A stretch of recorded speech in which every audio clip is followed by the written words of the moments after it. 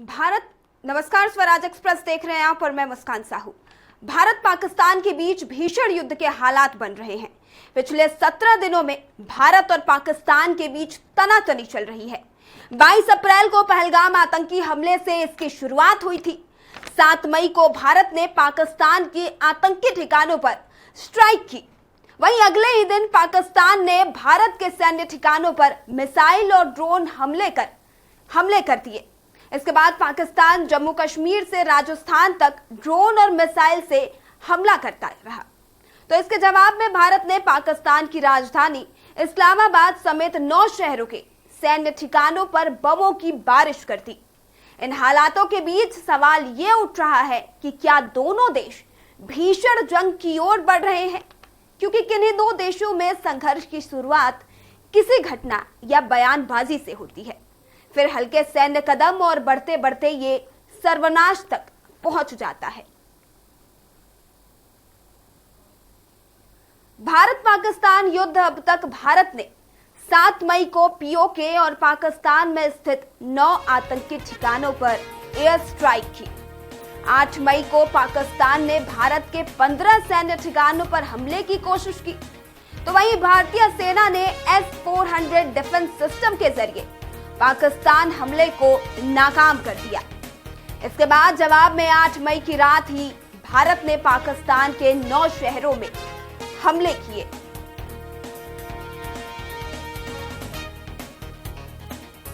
विशेषज्ञों की माने तो भारत और पाकिस्तान इस वक्त एस्केलेशन लैडर की चौथी सीढ़ी पर है।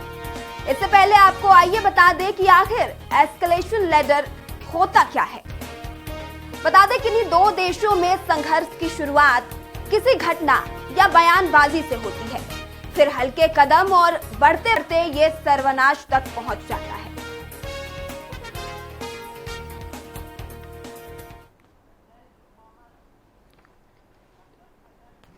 और इस खबर पर अधिक जानकारी के लिए रक्षा विशेषज्ञ संजय सिंह तोमर हमारे साथ जुड़ चुके हैं। संजय जी, भारत और पाकिस्तान के बीच लगातार एक दूसरे पे वार पलटवार चल रहा है, एयर स्ट्राइक हो रहे हैं। इसे किस तरीके से देखा जाए, कहां ये जाके युद्ध रुकेगा या एक बड़े युद्ध का ये आरंभ है? पाकिस्तान की जो आर्मी है उसका सफाया हो चुका है। उनका एयर डिफेंस हमने बर्बाद कर दिया है और उनका कराची पोर्ट को हमने जला दिया है और रावलपिंडी में जो हेडक्वार्टर है उनका आर्मी का, उसको हमने बर्बाद कर दिया है। और भी बाकी शहरों में भी हमने मिसाइल और ड्रोन से अटैक किया है और हमने उनके जो एयरफील्ड्स हैं उनके ऊपर भी अटैक किया है। और अब पाकिस्तान की जो आर्मी है उसके पास अब इंडिया को अटैक करने की क्षमता नहीं है। हमने उनका एक F-16, एक JF-17 और एक airborne warning and control system aircraft को बर्बाद कर दिया है और उनके 2 फाटे पायलट जो है हमने पकड़ लिए हैं। पाकिस्तान के पास हमसे लड़ने की कोई क्षमता है नहीं और हमें बिल्कुल अभी डरना नहीं चाहिए। इस वॉर को हमको और एस्केलेट करना चाहिए और पाकिस्तान का जो पीओके है उसको हमको वापस लेना चाहिए और पाकिस्तान को 4 भागों में हमको डिवाइड करना चाहिए। इससे हमारी इकोनॉमी दिन दुगनी रात चौगनी तरक्की करेगी। संजय जी, मेरा आपसे सवाल यह है कि लगातार जवाबी हमलों के बाद भी पाकिस्तान रुकने का नाम नहीं ले रहा है। लगातार वो भारत के कोने कोने पर कहीं ना कहीं एयर स्ट्राइक जैसे कर रहा है। क्या है इस पर जवाब? देखिए, पाकिस्तान ये लड़ाई जो है, युद्ध जो है वो हार चुका है बिकॉज हमारी एयरफोर्स की एयर सुपीरियरिटी पाकिस्तान के ऊपर है। आप देखिए कितने आसानी से हम उनके शहरों में बॉम्बार्डिंग कर रहे हैं और वो इसको रोक नहीं पा रहे हैं। और पाकिस्तान ने कोशिश की थी 15 शहरों में अटैक करने की, एयरफील्ड में अटैक करने की, लेकिन उसको हमारे S-400 air defence missile system ने नाकाम किया है और अब पाकिस्तान इंडिया के ऊपर अटैक नहीं कर पा रहा है। उनकी एयरफोर्स डरी हुई है और ये हमारे लिए एक बहुत सुनहरा मौका है कि हमको वॉर को और एस्केलेट करना चाहिए और जो नेवी है, जो उनका जो नेवी है उस तरफ हमको नेवल ब्लॉकेड करना चाहिए ताकि पाकिस्तान इंपोर्ट एक्सपोर्ट नहीं कर सके। उनका ऑयल एंड गैस का जो मूवमेंट है उसको रोकना चाहिए। उनके जो POL के जो डिपोज है उसको हमको बर्बाद करना चाहिए, ताकि पाकिस्तान के पास ऑयल एंड गैस की किल्लत हो जाए। और जैसे हमने देखा है कि उनके पास बहुत पुरानी टेक्नोलॉजी के जी, टैंक्स जी और संजय एयरक्राफ्ट हैं, और उनके संजय एयरक्राफ्ट, उनके टैंक्स का मेंटेनेंस भी बहुत पुअर है। मैंने देखा है कि जो टैंक्स कुछ वो स्टार्ट करते हैं तो वो काला धुआं फेंकते हैं। संजय तो जी ये आप हमारे साथ लिए बने एक रहिएगा। संजय जी आप हमारे साथ बने रहिएगा। हमारे साथ एक और मेहमान भोपाल से रक्षा विशेषज्ञ CBS दांगी जी जुड़ चुके हैं। CBS दांगी जी, मैं आपके पास आना चाहूंगी। आपसे मेरा सवाल यह है कि जंग रुकता हुआ नहीं दिख रहा है, क्या लगता है इसका अंजाम क्या होगा, कहां तक जाएगा ये?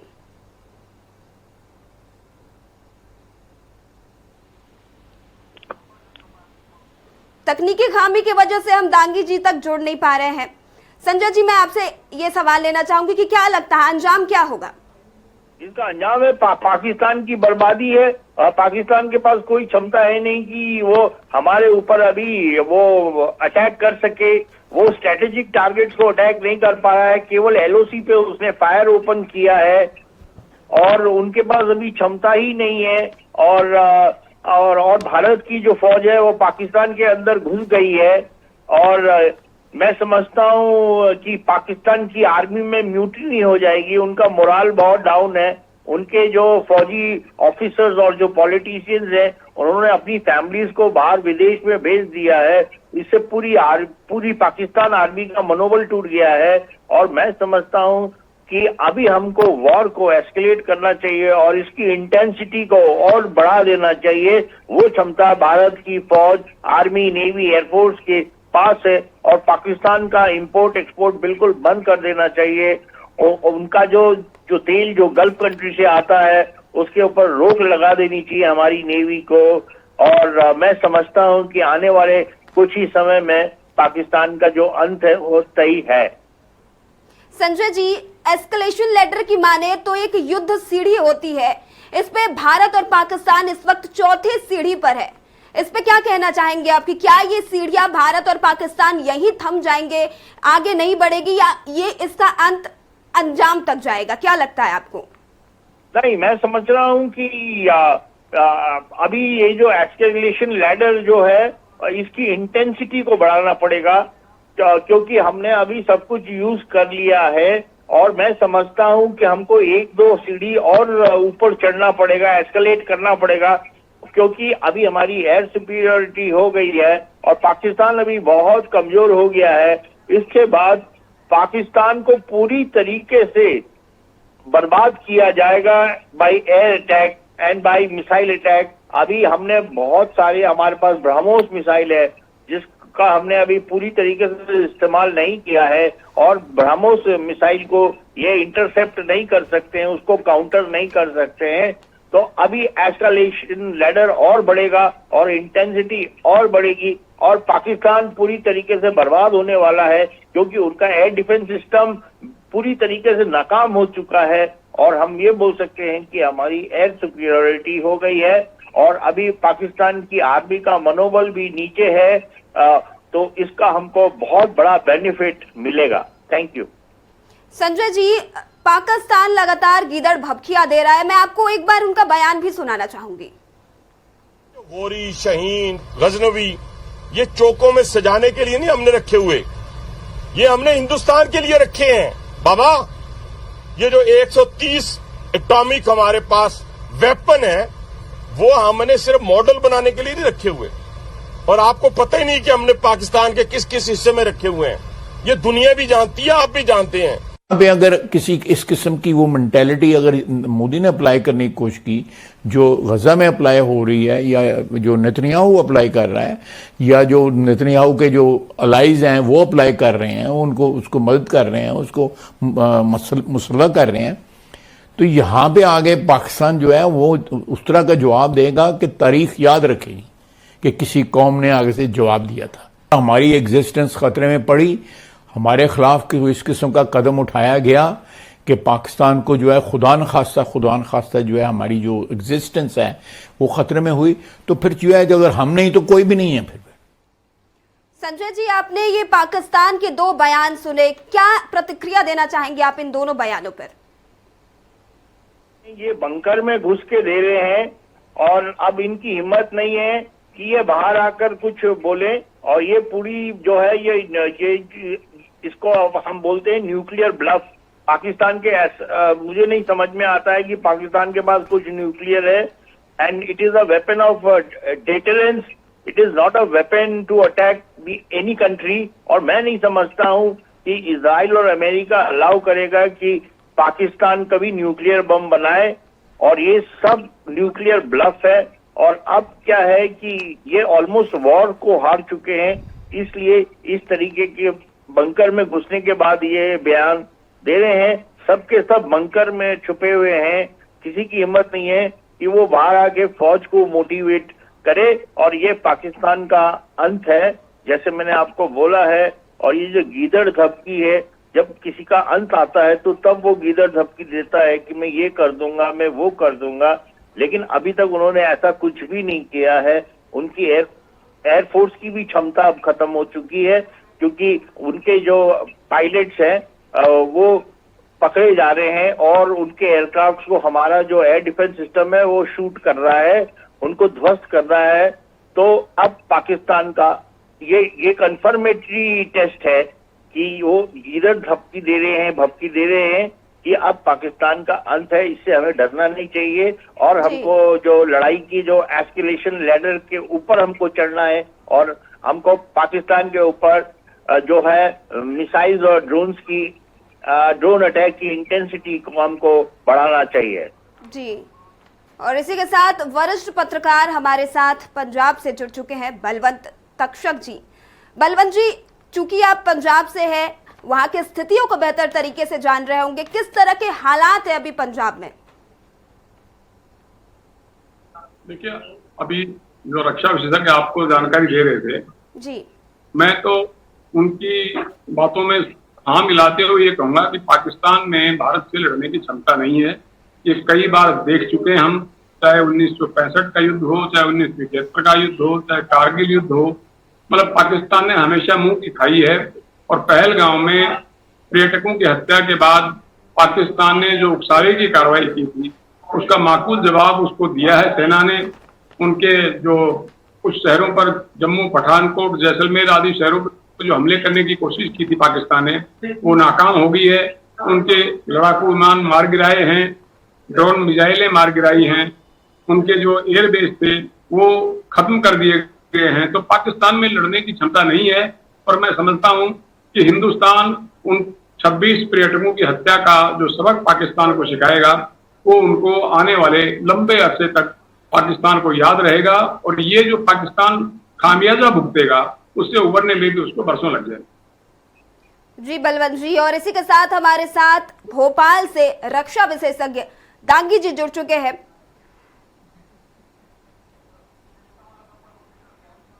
और तकनीकी खामी की वजह से बलवंत जी मैं आपके पास दोबारा आना चाहूंगी। बलवंत जी, पंजाब में इस वक्त किस तरह के हालात है? खबरें आ रही है कि लोग बंकर्स में जा रहे हैं, लोगों को कहीं और शिफ्ट किए जा रहे हैं, चंडीगढ़ और मोहाली में हमले हुए हैं, क्या कुछ है इस पर? अलर्ट है, ऐसी बातें सुनने में आ रही है, ऐसी खबरों की जानकारी है कि मोहाली और चंडीगढ़ में हमले हो सकते हैं। देखिए, चंडीगढ़ में अलर्ट घोषित हुआ था, ब्लैकआउट हुआ था और वो ब्लैकआउट खुल गया है। अब डिप्टी कमिश्नर ने लोगों से कहा है कि वो शाम के समय, रात को अपनी मर्जी से लाइट बंद रखें जी। प्रशासन की तरफ से बिजली कट नहीं होगी। लेकिन क्योंकि जो पाकिस्तान के बॉर्डर के साथ लगते हुए इलाके हैं पंजाब के, वो पठानकोट है, फरीदकोट है, फाजिल्का है, अमृतसर है, यहाँ हमले की संभावनाएं ज्यादा रहती हैं क्योंकि बॉर्डर एरिया के जिले हैं ये। ऐसे में एहतियातन लोगों से कहा गया है कि वो सुरक्षित स्थानों पर चले जाएं। और जम्मू कश्मीर के जो पाकिस्तान के साथ लगते हुए इलाके, वहाँ कुछ सीमा से गोलीबारी की गई है, कुछ लोगों की मौत भी हुई है, कुछ जख्मी भी हुए हैं। और हमारी सेना ने भी पाकिस्तान को मुंह तोड़ जवाब दिया है। वहाँ करीब 100 के आसपास ऐसी खबरें हैं कि आतंकवादी मारे गए थे। हिंदुस्तान की फौज ने जो हमला किया है, वो जहाँ आतंकवादी प्रशिक्षण प्राप्त कर रहे हैं, उन इलाकों पर हमला किया गया था, ना कि पब्लिक पर हमला किया गया था। लेकिन बौखलाए पाकिस्तान की तरफ से जो हमले हो रहे हैं वो बस्तियों पर हो रहे हैं, गाँवों में हो रहे हैं, गुरुद्वारे पर एक हमला हुआ है।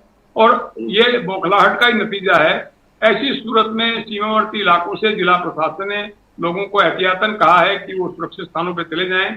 कुछ लोग अपने बच्चों और सामान के साथ सुरक्षित स्थानों पर गए हैं। बाकी लोगों ने कहा हम तो बरसों से ये लड़ाइयां देखते आ रहे हैं, हमें कहीं नहीं जाना और हम सेना के साथ हैं और पूरे मनोबल के साथ सेना का साथ देंगे। और जो सामने दिखाई दे रहा है वो उनका ये मानना है कि पाकिस्तान को मात खानी पड़ेगी। संजय जी, मेरा आपसे अब मैं आपके पास रुख करना चाहूंगी, पाकिस्तान को क्या सबक सिखाया जाए कि ये दोबारा इस तरह की हरकत करने पे बाज ना आए? देखिए, पूरा पाकिस्तान का सफाया करना पड़ेगा और पाकिस्तान को 4 भागों में डिवाइड करना पड़ेगा, पीओके वापस लेना पड़ेगा। और पाकिस्तान एक रोग स्टेट है, इनके ऊपर विश्वास नहीं किया जा सकता है। और अभी हमारे साथ इजराइल और अमेरिका भी है और हमारी जो फौज की जो क्षमता है वो पाकिस्तान आर्मी नेवी एयरफोर्स से बहुत ज्यादा है और हमारी एयर सुपीरियरिटी हो गई है और हमको पूरा पाकिस्तान का खात्मा करना है, उनको मौका नहीं देना है। अगर हम उनको मौका देंगे तो वो हमारे लिए आगे बहुत बड़ी सिरदर्द बन सकते हैं। इसलिए पाकिस्तान को पूरी तरीके से डिस्ट्रॉय करना और उसको डिवाइड करना ही हमारा अभी मकसद होना चाहिए। संजय जी, पाकिस्तान का खात्मा क्या इतना आसान है? क्योंकि आपको मैंने दोनों बयान सुनाए, उसमें कह रहे हैं मंत्री कि हम भारत पे परमाणु हमले कर देंगे, तो उनके पास वो क्षमता नहीं है। और ये लोग सब मतलब अब बिल्कुल ये बौखलाहट में इस तरीके से बातें कर रहे हैं क्योंकि अब इनको मालूम है कि इनका अंत आ गया है और ये बिल्कुल अपने अंतिम चरण में है और ये किसी भी तरीके से जो है वो इंडियन आर्मी नेवी है उसको वो फेस नहीं कर पा रहे हैं। और अब उनकी अटैक करने की जो क्षमता है वो भी खत्म हो गई है और अटैक करने की कोशिश करते हैं तो उसको हम S-400 missile anti aircraft missile defence system से उनको नाकाम कर देते हैं। तो अब क्या है कि पाकिस्तान का अंत बहुत नजदीक है और जल्द से जल्द हमको ये जो मिसाइल और ड्रोन अटैक की इंटेंसिटी को बढ़ा के पाकिस्तान को बर्बाद कर देना चाहिए। जी संजय जी, तुर्की को भी देखा जाए तो तुर्की जो देश है वो पाकिस्तान की मदद में दिख रहा है। कल ही उसका एक जहाज पाकिस्तान में उतरा, इसे आप किस तरीके से देखते हैं? केवल ड्रोन टेक्नोलॉजी है और जो ड्रोन्स पाकिस्तान के पास टर्की के हैं और उनको हमारी एयर डिफेंस सिस्टम ने नाकाम कर दिया है। और इसके अलावा टर्की के पास इन टर्म्स ऑफ मिलिट्री कुछ भी नहीं है पाकिस्तान को देने के लिए। तो और उनके पास केवल ड्रोन टेक्नोलॉजी है जो कि उन्होंने पाकिस्तान को दी है और उसको हमने नाकाम कर दिया है। तो हमको अब टर्की से डरने की कोई जरूरत नहीं है। जी, मैं रुक करना चाहूंगी बलवंत तक्षक जी का। पाकिस्तान भारत पे हमले कर रहा है और परमाणु की धमकियां दे रहा है, इसे आप किस तरीके से देख रहे हैं? पाकिस्तान क्या कहेगा? पाकिस्तान यही कहेगा कि हम परमाणु हमला कर देंगे, भारत का ये नुकसान कर देंगे, भारत का वो नुकसान कर देंगे। लेकिन हकीकत, जमीनी हकीकत यही है कि भारतीय सेना के सामने पाकिस्तान की सेना कुछ नहीं है, न संख्या बल के हिसाब से है न तकनीक के हिसाब से। आपने देखा कि उन्होंने जो मिसाइलें छोड़ी या उनके फाइटर विमान आए तो फाइटर विमान भी गिरा दिए गए, उनकी मिसाइलें नष्ट कर दी गई, 15 शहरों पर जो हमले की कोशिश थी वो नाकाम कर दी गई। तो पाकिस्तान भारत के मुकाबले में टिकेगा इसकी संभावनाएं बिल्कुल भी नहीं है। और दुनिया की जो भावनाएं हैं वो भारत के साथ हैं, तमाम बड़े मुल्क भारत के साथ हैं, क्योंकि उन्होंने देखा है कि पहलगाम में निर्दोष टूरिस्टों के साथ जो आतंकवादियों ने किया था वो निश्चित तौर पर पाकिस्तान के उकसावे पर ही हुआ था। और ऐसी सूरत में उनकी पाकिस्तान के साथ किसी भी देश की सहानुभूति नहीं हो सकती। तुर्की ने जरूर उनको सपोर्ट करने की बात की है, लेकिन भारत के लिए ये कोई चिंता का विषय नहीं है।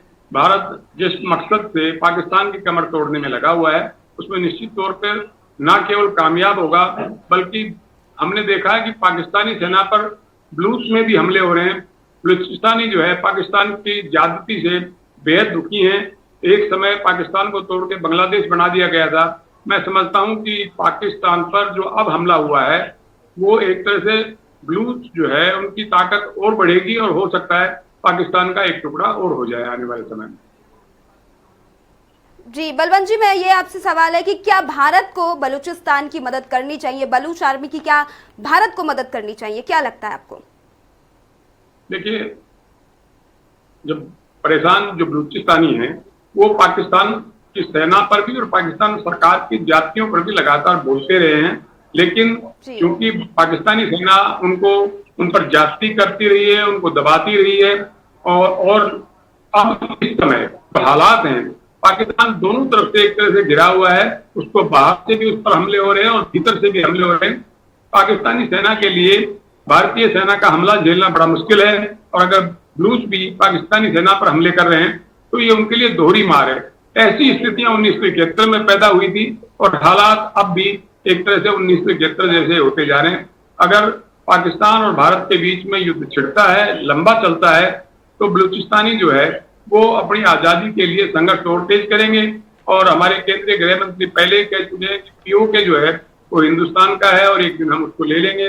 राजनाथ सिंह जी ने, रक्षा मंत्री जी ने कहा है कि अभी ऑपरेशन सिंदूर जारी है और ये जारी रहेगा। उन्होंने कहा उनके जो 100 आतंकी मारे जा चुके हैं। तो मैं समझता हूं कि भारतीय सेना के ताकत और उसका मनोबल ऊंचा है। भारतीय सेना की ताकत पाकिस्तान से ज्यादा है।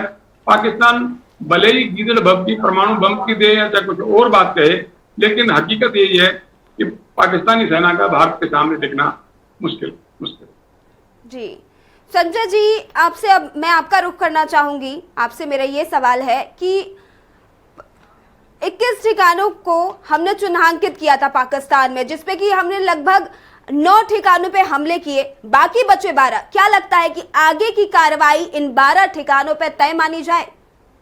बिल्कुल, बिकॉज जैसे मैंने बोला है कि अभी हमको जो है एस्केलेशन लेडर में अभी हमको 5 और 6 करना है, और इसका जो अटैक की जो इंटेंसिटी है वो हमको और बढ़ानी है। और बट मैं समझता हूँ कि हाँ, बिल्कुल पाकिस्तान का अंतिम समय आ गया है, और उनकी क्षमता जो है वो कमजोर हो गए हैं 2 दिन की लड़ाई में, और वो पाकिस्तान जो है हमारे स्ट्रेटेजिक टारगेट्स को अटैक नहीं कर पा रहा है, और हमारी पूरी पाकिस्तान की जो एयर स्पेस है उसके ऊपर हमारी एयर सुपीरियरिटी हो गई है। और मैं समझता हूँ जो टारगेट्स अभी बचे हैं उनके ऊपर भी अटैक होगा, मिसाइल अटैक होगा, ड्रोन अटैक होगा, एयर अटैक होगा, नेवी से अटैक होगा। और हमारी जो सेना है वो पाकिस्तान के अंदर घुस गई है, और आने वाले समय में पाकिस्तान के ऊपर हम और जबरदस्त अटैक देखेंगे, उसकी इंटेंसिटी और बढ़ जाएगी और पाकिस्तान पूरी तरीके से डिस्ट्रॉयड हो जाएगा। हेलो जी बलवंत जी, मैं अब आपके पास आना चाहूंगी। अब कल अमेरिका काफी एक्टिव दिखा, उसने दोनों देशों से बात की। क्या लगता है अमेरिका का दोनों देशों के बीच किस देश के ऊपर रुख हो सकता है? ट्रंप का बयान था वो मैंने पढ़ा है। उन्होंने दोनों ही देशों से संयम बरतने की बात की है, लेकिन भारत को भरोसा है कि अमेरिका का समर्थन जो है वो भारत के साथ है, क्योंकि पाकिस्तानी आतंकवादियों ने जो पहलगाम में किया है उसकी हर तरफ से निंदा हो रही है, और चौतरफा निंदा का ही ये कारण है कि पाकिस्तान को कहीं से समर्थन नहीं मिला। एक तुर्की का समर्थन की बातें अखबारों में जरूर आ रही हैं, लेकिन अमेरिका भी आतंकवाद के खिलाफ है और उसने कहा आतंकवाद खत्म होना चाहिए, और भारत को उनका समर्थन मिला है। दूसरी तरफ रूस ने साफ कहा है कि अगर हमला होता है तो रूस जो है वो भारत के समर्थन में खड़ा होगा। और मेरा ये मानना है कि आतंकवाद की चारों तरफ से दुनिया में निंदा हो रही है। आतंकवाद का कोई धर्म नहीं होता, वो धर्म पूछ के जिस तरह से पर्यटकों को मारा गया है उसकी कौन सराहना कर सकता है। चारों तरफ से निंदा का ही ये एक परिणाम है कि भारत ने जिस तरह से पाकिस्तान की कमर तोड़ने की कोशिश की है और पाकिस्तान जिस तरह से बिलबिला रहा है, मैं समझता हूं कि अगले 5-7 दिन तक अगर इसी तरह की स्थितियां जारी रही तो पाकिस्तान उखड़ जाएगा। पाकिस्तानी सेना जो है लड़ने से हो सकता है इनकार कर दे, और बेहतर तो यही होगा कि पाकिस्तान को इस तरह की कोशिश करनी चाहिए कि दूसरे देश में आतंकवाद की घटनाओं को बढ़ावा देने के बजाय जो सेना उकसाती है या आतंकवादी प्रशिक्षण शिविर है उनके यहाँ, वो खत्म करें। आर्थिक तौर पर पाकिस्तान वैसे ही जर्जर स्थिति में है, इस लड़ाई को झेल पाना उसके लिए मुश्किल है। बलवंत जी, वरिष्ठ पत्रकार के तौर पे आपने ये जितनी जानकारी हमारे साथ साझा की इसके लिए आपका धन्यवाद। इसके साथ ही संजय जी, मैं आपको भी धन्यवाद कहना चाहूंगी। भारत पाकिस्तान के बीच चल रही इस तनाव पे जो आपने हमारे साथ जानकारी साझा की, इसके लिए धन्यवाद। इस खास पेशकश में फिलहाल इतना ही। अब मुझे दीजिए इजाजत और देखते रहिए स्वराज एक्सप्रेस।